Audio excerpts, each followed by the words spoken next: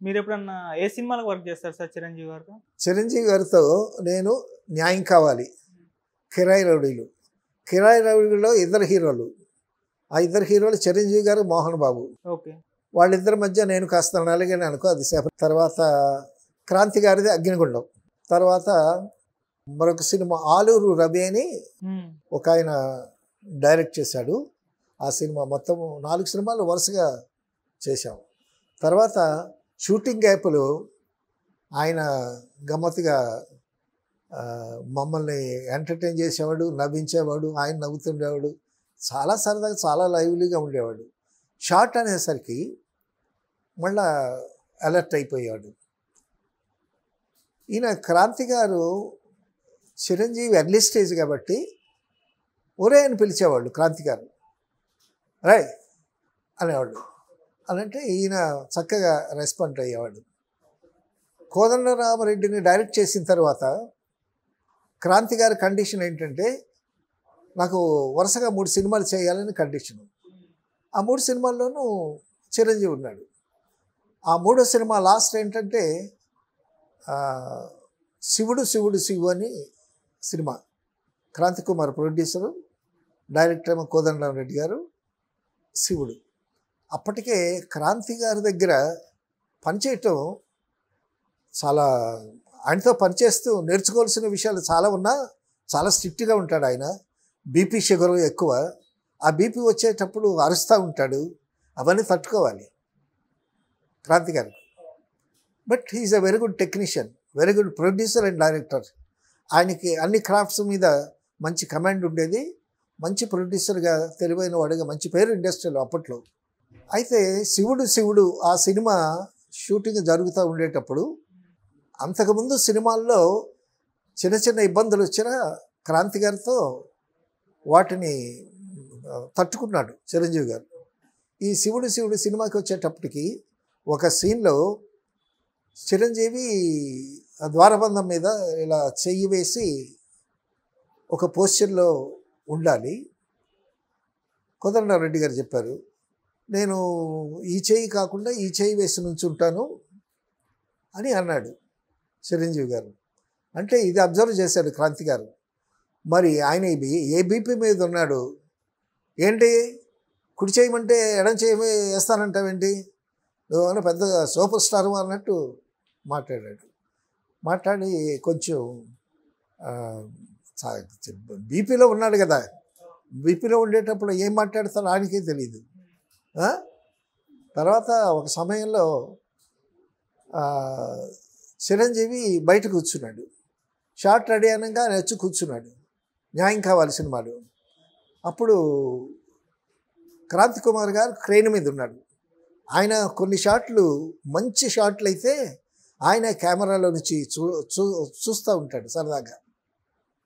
Because he is a man of knowledge. తర్వాత బాగా నేర్చుకోవాలనేటటువంటి తపన క్రాంతి కుమార్ గారికి. ఆయనకి సావిత్రి అంటే చాలా ఇష్టం. ఆయన ఒక సినిమాకి ప్రొడక్షన్ చేస్తూ నేర్చుకోవటం కోసం, సావిత్రి అంటే బాగా ఇంట్రెస్ట్ కదా ఆయనకి. ఈయన స్వయంగా వెళ్ళి కారు తీసుకొని వెళ్ళి సావిత్రి గారిని తీసుకొచ్చేవాళ్ళంట. సో అటువంటి పనులన్నీ నేర్చుకుని బాగా నాలెడ్జ్ ఎక్వైర్ చేసినటువంటి వ్యక్తి క్రాంతి గారు. అప్పుడు చిరంజీవిని పిలిస్తే వచ్చి షాట్లో కూర్చుంటే క్రేన్ మీద నుంచి అరిచాడు, ఏమయ్యా మేమైనా బయట కూర్చుంటావేంటి, లోపలికి వచ్చి కూర్చొని ఇక్కడ పడి ఉండొచ్చు కదా, పెద్ద పెద్ద సూపర్ స్టార్ నువ్వేమన్నా, నీకన్నా పెద్ద ఆర్టిస్టులు శారద గారు, జగ్గి గారు కూర్చోలేదా, ఏమన్నా పెద్ద సూపర్ స్టార్వా అని అరిచాడు. అరిచేసరికి ఆయన చిరంజీవి గారు చాలా హర్ట్ అయ్యాడు. హర్ట్ అయ్యి, ఇప్పుడు face is the index of the mind అన్నట్టు, మన మైండ్లో ఉండేటటువంటి ఫీలింగ్స్ ఫేస్లో తెలిసిపోతాయి. చాలా సంతోషంగా ఉన్న ముఖం బ్రైట్నెస్ ఉంటుంది, విచారంగా ఉండేటప్పుడు ఫేస్ డల్గా అయిపోతుంది. సో ఆ విధంగా కొంచెం హర్ట్ అయినటువంటి వ్యక్తి. దాని గురించి ఎక్కడా ప్రస్తావించలేదు. రీసెంట్గా ఒక చోట ఆయన్ని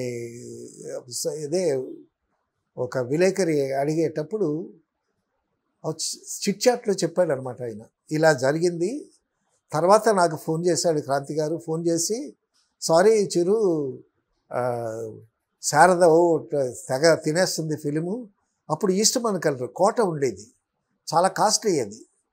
సో ఆ ఫిలిం తెగ తినేస్తుంది, అందువల్ల నేను నిన్ను అరిచాను అది ఇదని చెప్పాడు ఆయన. అయితే చిరంజీవి గారు చాలా గొప్పగా ఏమన్నాడంటే, నువ్వేమన్నా పెద్ద సూపర్ స్టారువా అని అన్నాడు క్రాంతి గారు. నేను చాలా హర్ట్ అయ్యాను. నువ్వేమన్నా పెద్ద సూపర్ స్టారు అనేటటువంటి మాట నాకు బాగా రింగ్ అయ్యింది. సో ఆ అవమానాన్ని అవమానంగా కాకుండా దాన్ని ఒక సోపానంగా తీసుకుని నేను ఎదిగి సూపర్ స్టార్ని అయ్యాను అని కూడా ఆయన ప్రస్తావించడం జరిగింది. చెప్పొచ్చేది ఏంటంటే, వటుడు ఇంత ఇంత ఇంత ఇంత అని పెంచినట్టు ఒకప్పుడు ఆయన్ని చిరంజీవి అనేవాళ్ళం మేము, తర్వాత చిరంజీవి గారు అన్నాం, తర్వాత మెగాస్టార్ అన్నాం, ఇప్పుడు మెగాస్టార్. అసలు మన భారతదేశపు బిరుదుల్లో అద్వితీయమైనటువంటి ద్వితీయ అవార్డు పద్మవిభూషణ్ రావటం అంటే చాలా గొప్ప విషయం. అంటే ఎంత స్టేజ్ నుంచి ఎంత ఎదిగాడో చిరంజీవి గారు. అసలు డైలాగ్ డిక్షన్లో కానీ ఎక్స్ప్రెషన్లో కానీ అసలు కామెడీ చేస్తాడు ఆయన, తాగుబోతు కామెడీ చేస్తాడు, ఎంత అద్భుతంగా చేస్తాడు. సో విశ్వనాథ్ గారితో సినిమాలు చేసి విశ్వనాథ్ గారిని కూడా మెప్పించాడు. ఆ విశ్వనాథ్ గారు డైలాగ్ చాలా అద్భుతంగా చెప్పిస్తారు విశ్వనాథ్ గారు.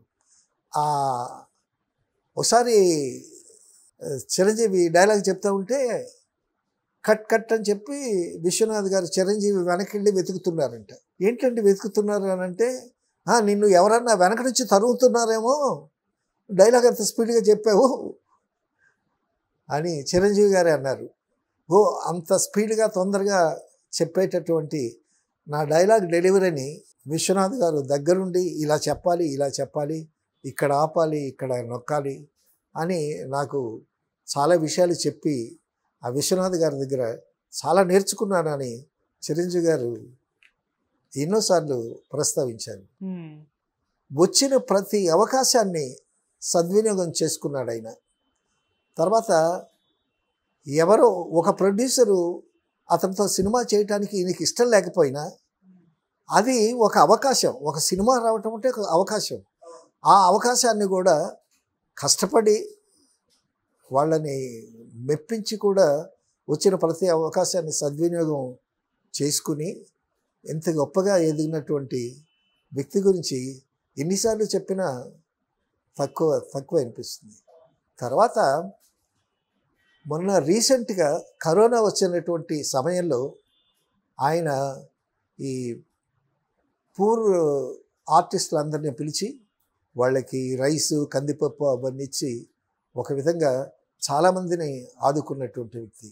అంతేకాకుండా బ్లడ్ బ్యాంక్ ఒకటి పెట్టి ఎంతమంది ఆ బ్లడ్ బ్యాంకు వల్ల, మీ చిరంజీవి గారి బ్లడ్ బ్యాంకు వల్ల మా తండ్రి మళ్ళా బాగుపడ్డాడు, మా తల్లి బాగా కోలుకుంది అని ఎంతోమంది కొనియాడినటువంటి సందర్భాలు కూడా ఉన్నాయి.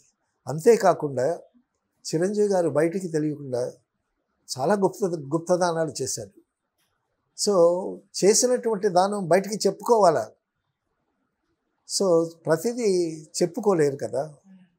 సో ఆ విధంగా అన్ని విధాల తాను వ్యక్తిగా నటుడుగా ఎదుగుతూ కూడా ఎన్నో మంచి కార్యక్రమాలు చేసినటువంటి వ్యక్తి, మెగాస్టార్ అయ్యాడు. తర్వాత ఇక రాజకీయ చరిత్ర తీసుకుంటే అప్పుడు ఒక ప్రభంజనలాగా వచ్చాడు చిరంజీవి గారు. ప్రభంజనలాగా వచ్చి మాకు గుంటూరు నుంచి ఒక వ్యక్తి అయితే 2 కార్లు వేసుకుని వచ్చాడు చిరంజీవి గారి పార్టీలో చేరదామని. సో ఆ విధంగా చాలామంది అట్రాక్ట్ అయ్యి చిరంజీవి గారి పార్టీలో చేరి మొత్తానికి 20 మంది ఎమ్మెల్యేలను సంపాదించుకున్నాడు ఆయన. 20 మంది ఎమ్మెల్యేలను సంపాదించుకున్నాడంటే అది చిన్న విషయం ఏం కాదు. ఆ 20 మంది ఎమ్మెల్యేలతో పాటు చిరంజీవి గారు ప్రజారాజ్యాన్ని కాపాడుకుంటూ నిలబెట్టుకుంటే ఇప్పటికి నిజంగా ఆయన సీఎం అయ్యి ఉండేవాడు. సో సరే, కాలం కలిసినాక కొంచెం విధి ఎటు నడిపిస్తుందో మనకి తెలియదు.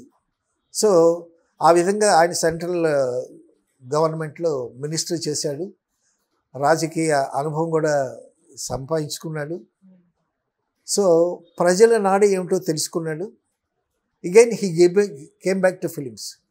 సో ఆయన ప్రజారాజ్యం నడిచేటప్పుడు ఈ సినిమాల్లోకి చిరంజీవి గారు వస్తారా రారా అనేటటువంటి మీమాంసలో ఉండేటటువంటి ఫ్యాన్స్ కానీ సినిమా వ్యూవర్స్ కానీ మళ్ళీ ఆయన తిరిగి వచ్చేసరికి చాలా సంతోషించారు.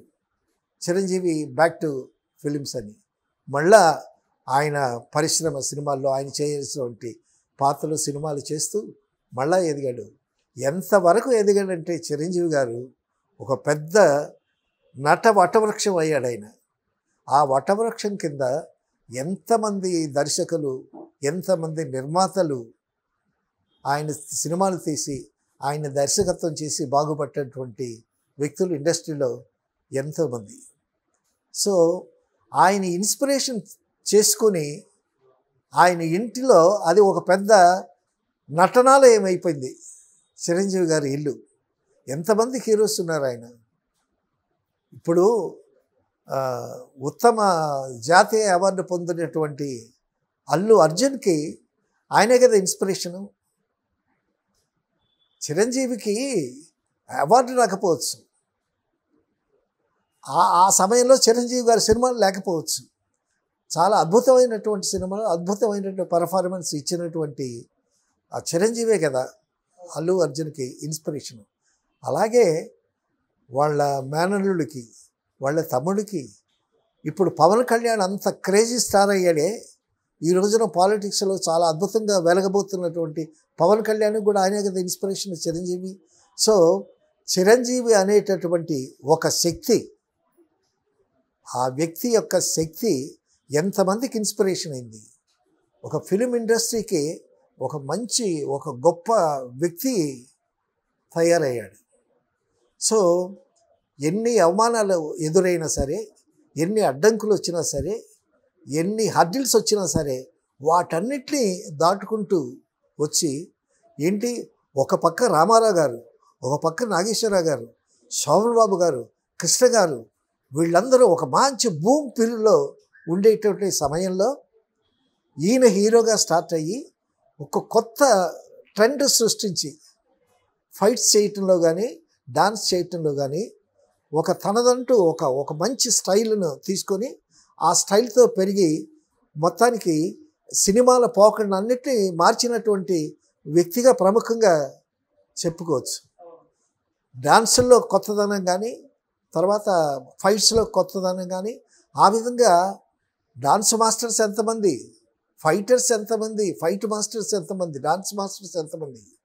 సో చిరంజీవి గారి పేరుతో ఎంతోమంది బతికారని చెప్పుకోవచ్చు.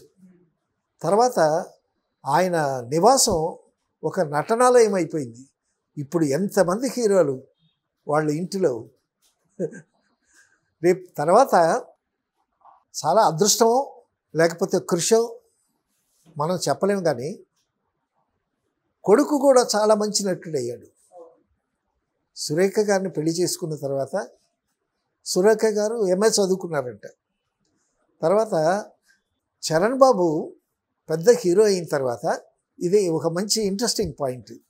చిరంజీవి గారు ఒక ఇంటర్వ్యూలో చెప్తారు, ఇప్పుడు ఒక మంచి నటుడికి కూతురుగా పుట్టిన సురేఖ గారు, ఒక మంచి నటుడిని మెగాస్టార్ని పెళ్లి చేసుకున్న సురేఖ గారు, తర్వాత అంతే అద్భుతంగా గ్లోబల్ స్టార్ అనిపించుకున్నటువంటి చరణ్ బాబుకు తల్లిగా ఎంత అదృష్టవంతురాలో అని చిరంజీవి గారు అంటూ అసలు ఆ ఫ్యామిలీ గురించి చెప్పటం, ఆయన ఆనందం అసలు వింటూ ఉంటే మనకి చాలా అద్భుతంగా ఉంటుంది. ఏంటి, ఒక మంచి అల్లు రామలింగ గారు మంచి నటుడు, ఆ మంచి నటుడు కూతురుగా, ఇంకా మంచి నటుడికి భర్తగా, తర్వాత ఇప్పుడు యంగ్స్టర్ రామ్ చరణ్ కూడా అద్భుతమైనటువంటి నటుడయ్యాడు.